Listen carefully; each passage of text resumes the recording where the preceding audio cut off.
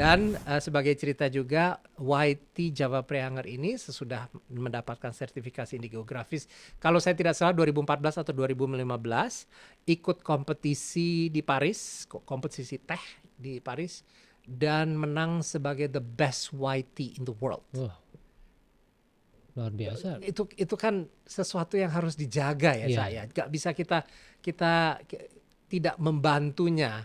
Kita Iya. tidak boleh, pemerintah, kita, masyarakat semuanya, kita kan jangan melulu hanya apa-apa yang kalau dari luar negeri, ya ini sih klise banget sih. Iya. Tapi yang saya perhatiin sih ya memang begitu, padahal kualitas yang kita punya itu luar biasa.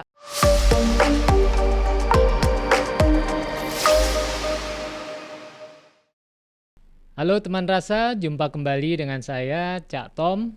Inilah Aku Rasa, akar kuliner Nusantara, rasa Indonesia mendunia.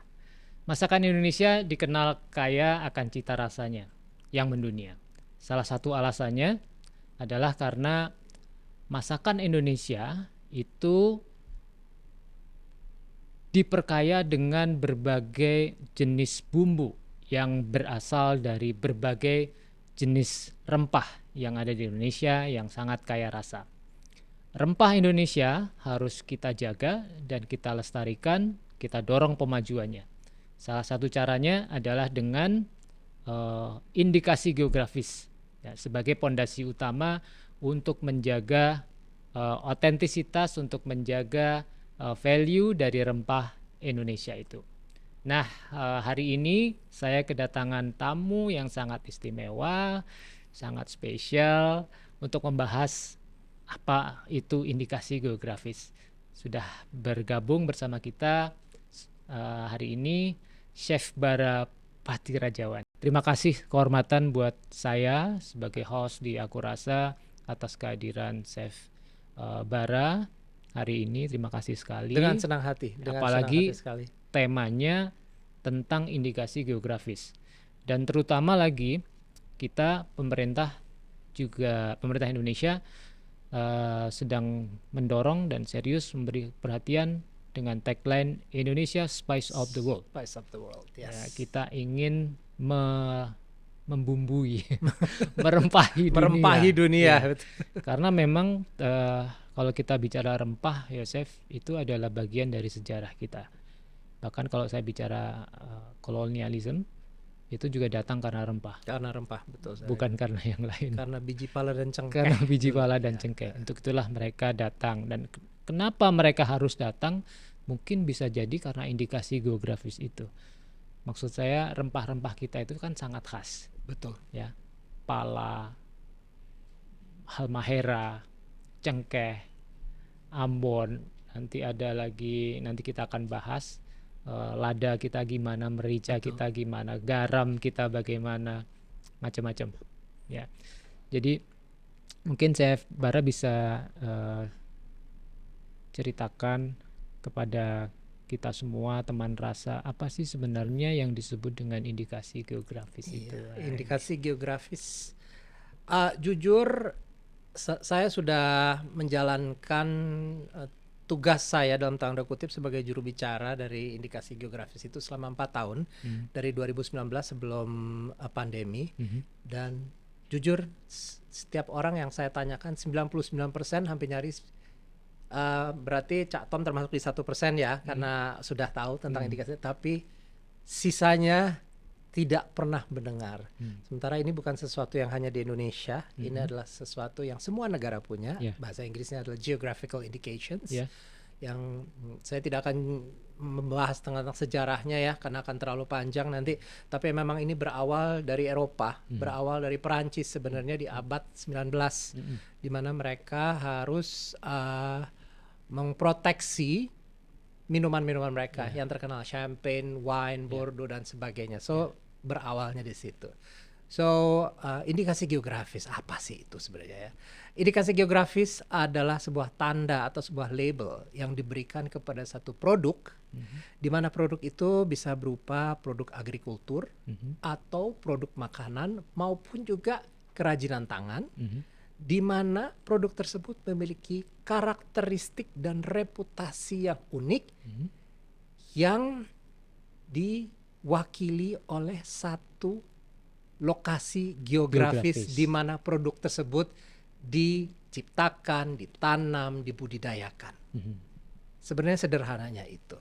Yang pasti terus pertanyaannya adalah, so apa gunanya? Nah, indikasi geografis kalau di Indonesia dan juga di banyak negara lain itu memang sebuah sertifikat yang dikeluarkan oleh Direktorat Jenderal Kekayaan Intelektual di bawah Kementerian Hukum dan Hak Asasi Manusia.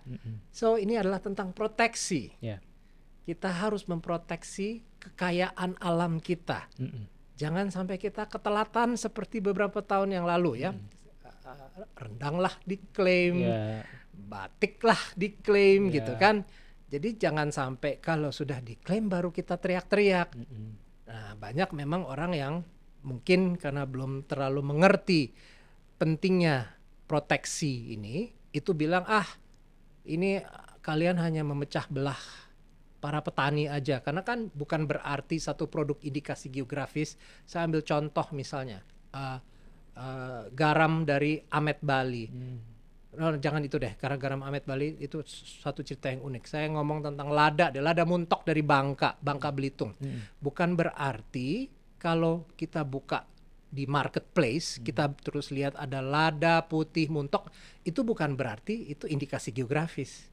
Karena indikasi geografis itu hanya bisa didaftarkan oleh sekelompok petani. Ya, jadi seperti yang tadi Cak Tom bilang, ini adalah komunal ya. Atau juga oleh koperasi. Jadi tidak boleh perorangan, tidak boleh perusahaan yang mendaftarkan ini. Karena terkait spasial, geografis kan. Betul. Nggak cuma satu orang. Nggak cuma satu orang. So, sekarang kembali lagi pertanyaannya, loh terus apa bedanya kalau ada sertifikat, label, tanda IG tersebut ini?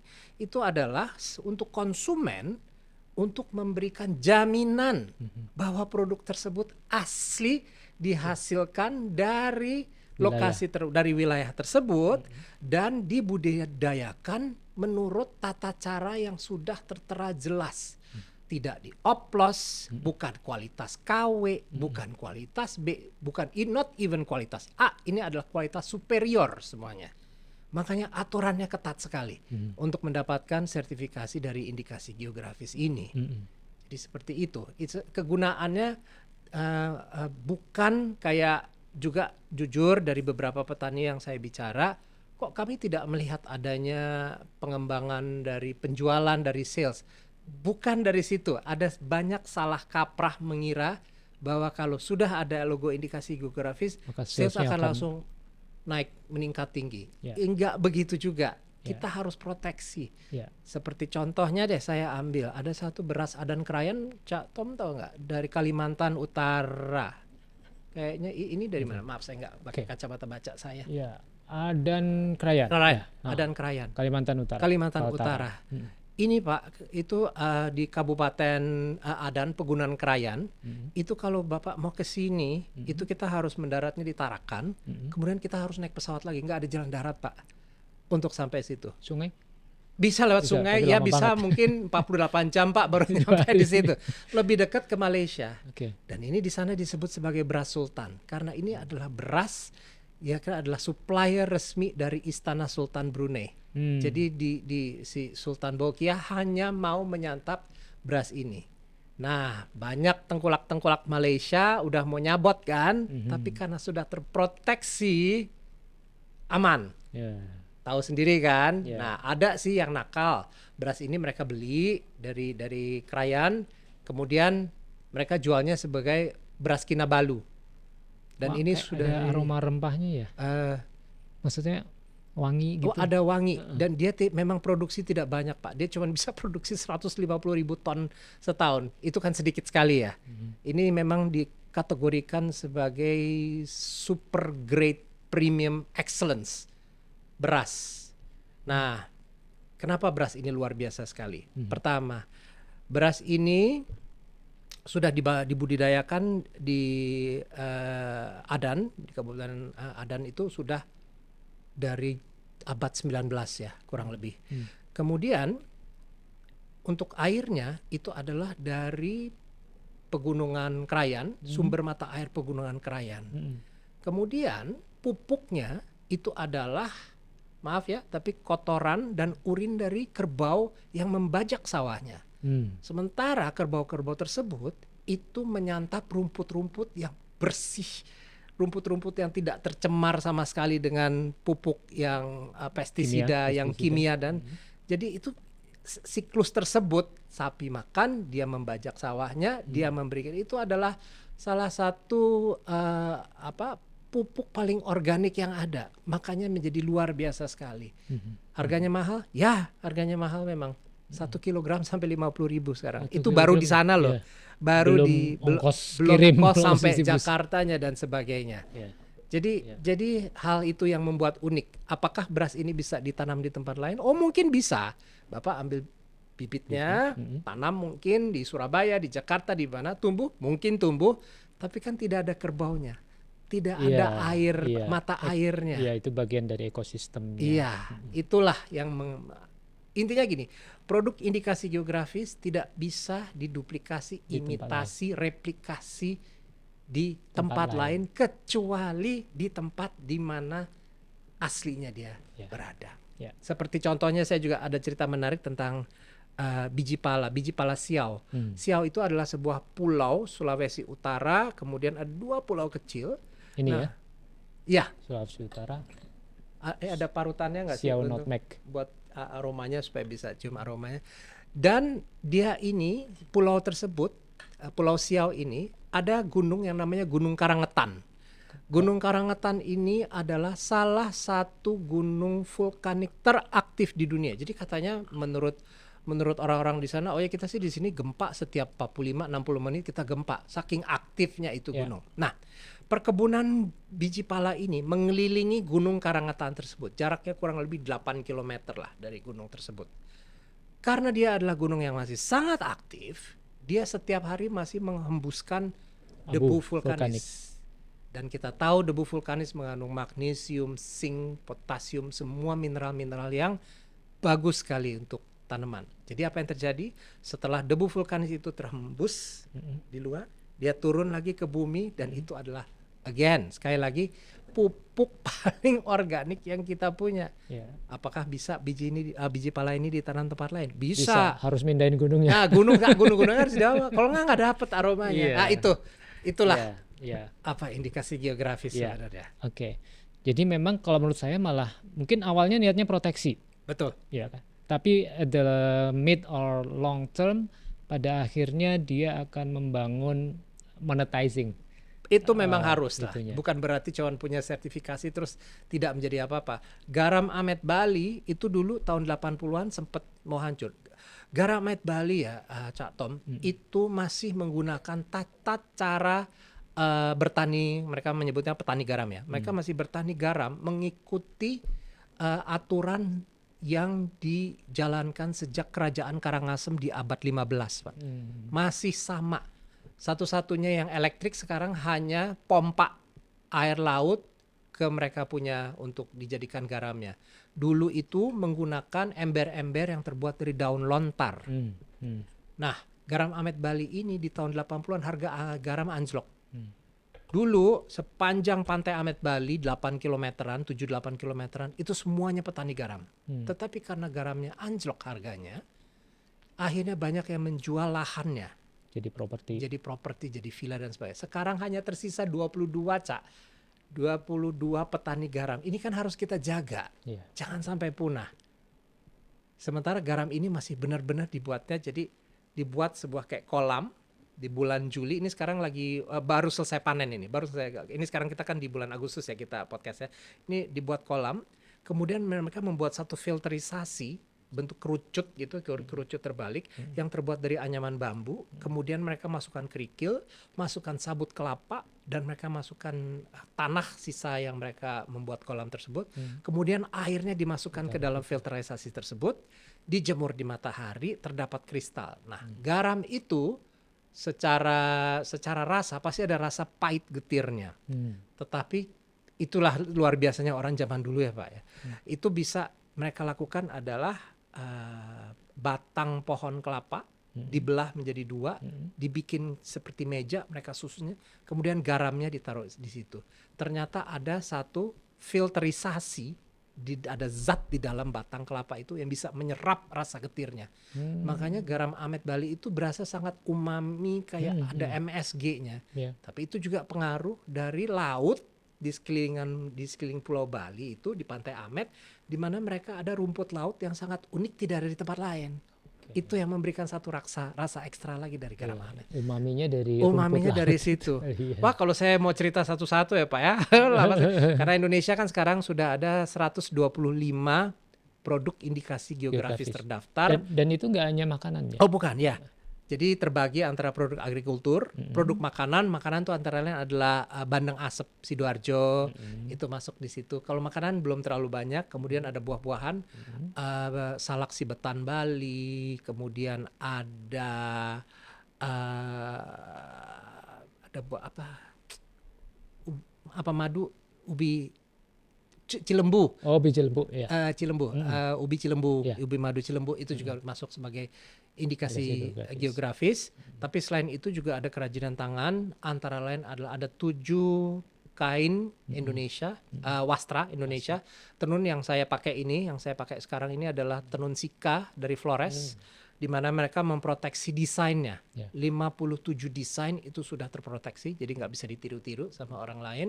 Kemudian batik Pekalongan, tenun geringsing Bali, tenun songket Silungkang, sutra Mandar itu juga masuk, termasuk juga Jepara, ukiran Jepara. Itu sudah masuk sebagai indikasi geografis Indonesia juga. Iya. Kopi dan kopi tentu. 42, hampir setengahnya ya, 40%-nya 35% deh. 35% dari produk indikasi geografis Indonesia itu adalah memang produk kopi yang memang sudah sudah terkenal ya.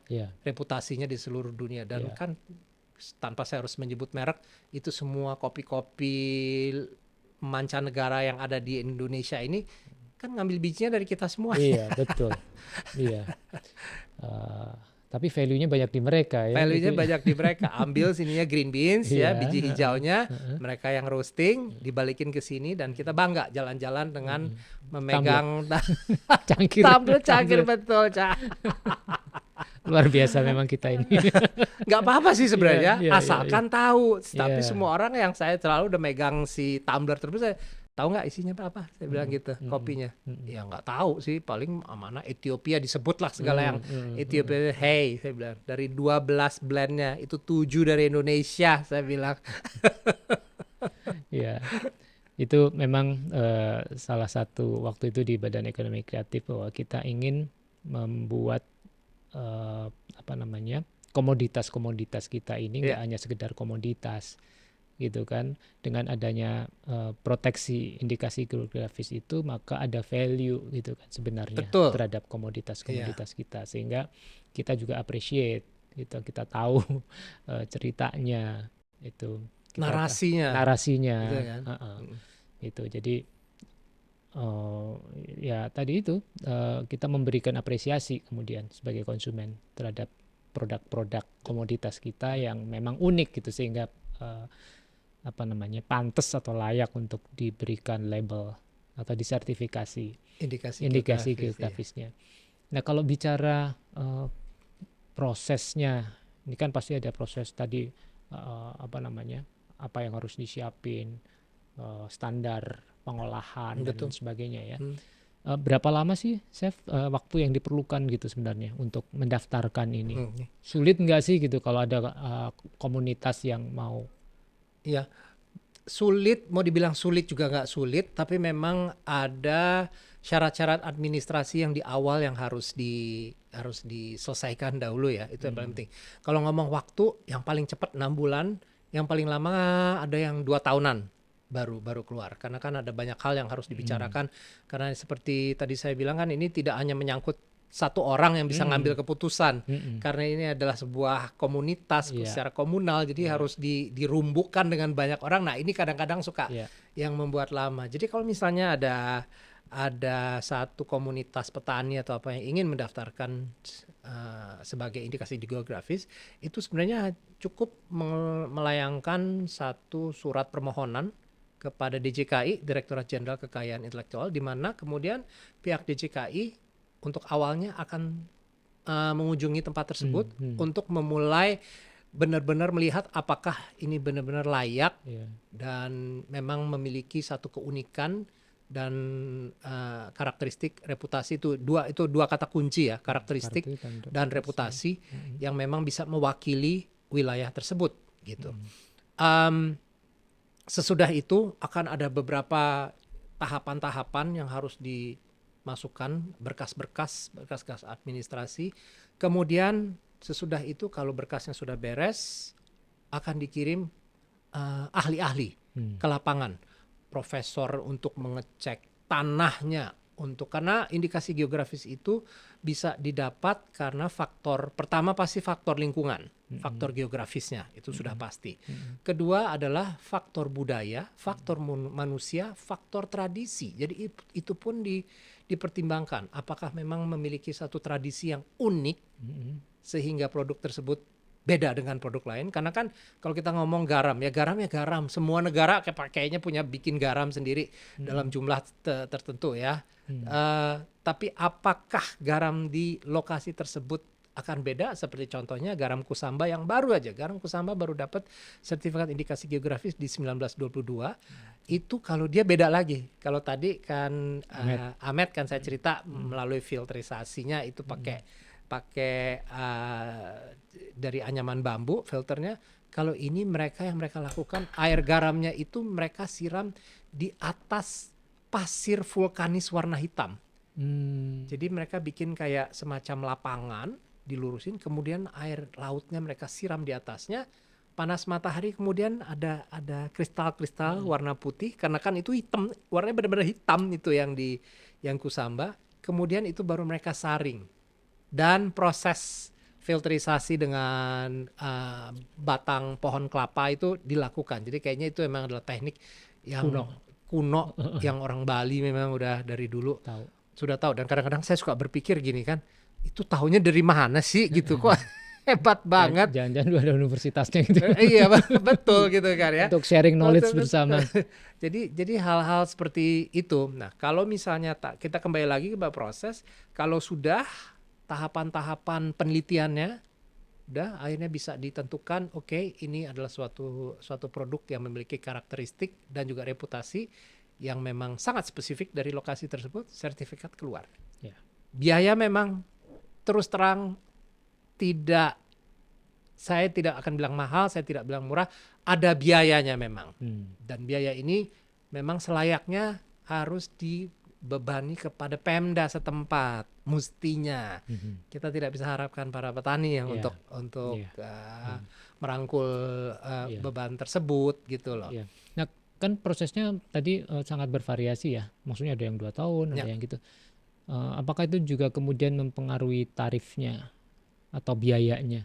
Pastinya, itu memang akan mempengaruhi. Karena kalau memang data-datanya sudah ada, kayak misalnya saya bisa mungkin ambil contoh dari Java Preanger ya, teh, yang memang perkebunan tehnya itu sudah terkenal sejak zaman pemerintahan Belanda, zaman dulu. Jadi ini memang adalah di Ciwidey. Ini mereka menghasilkan teh putih, white tea, silver needle. Dan kebetulan ini sebagai anekdot aja, jadi pemiliknya saya lupa namanya siapa, ini orang Belanda. Dia saking lakunya ekspor white tea ini ke Eropa di zaman dulu ya, zaman Belanda. Dia adalah orang Belanda pertama yang bisa beli Rolls Royce. Saking laku ya Rolls Royce di Indonesia, itu dia yang punya ternyata. Warga Hindia Belanda gitu ya. Artinya kan penduduk Hindia Belanda. Jadi penduduk Hindia Belanda pertama yang beli Rolls Royce. Yang beli Rolls Royce adalah beliau ini gitu kan. Dan sebagai cerita juga, white tea Java Preanger ini sesudah mendapatkan sertifikasi geografis, kalau saya tidak salah 2014 atau 2015, ikut kompetisi di Paris, kompetisi teh di Paris, dan menang sebagai the best white tea in the world. luar biasa. Itu kan sesuatu yang harus dijaga ya, Iya. saya. Gak bisa kita tidak membantunya. Kita Iya. tidak boleh, pemerintah, kita, masyarakat semuanya, kita kan jangan melulu hanya apa-apa yang kalau dari luar negeri, ya ini sih klise banget sih. Iya. Tapi yang saya perhatiin sih ya memang begitu, padahal kualitas yang kita punya itu luar biasa. Sekarang gini, kayu manis kurinci dari Jambi, Ya, kalau ini. nggak salah ini ya, ya ini. Ya. Ini ada satu perusahaan Amerika yang saya sudah tidak usah sebut namanya, tapi kalau misalnya Cak Tom pergi ke semua supermarket premium di Jakarta, Surabaya, Medan, merek ini ada lah, merek ini ada. Kayu manisnya itu ambilnya dari sini, dari Kerinci, dari Jambi. Jadi yang mereka lakukan, mereka ambil ini, kalau yang mereka minta buat ekspor itu bentuknya udah dihancurin kasar. Ekspor, diproses sama mereka, dibikin jadi bubuk, dimasukin ke botol, dikirim lagi ke Indonesia, dan kita beli dengan harga 4, 5, 7 kali lipat dari kalau kita. Aduh. Dan kita punya banyak sekali kisah-kisah seperti itu. Banyak Pak, semuanya memiliki cerita yang luar biasa sekali.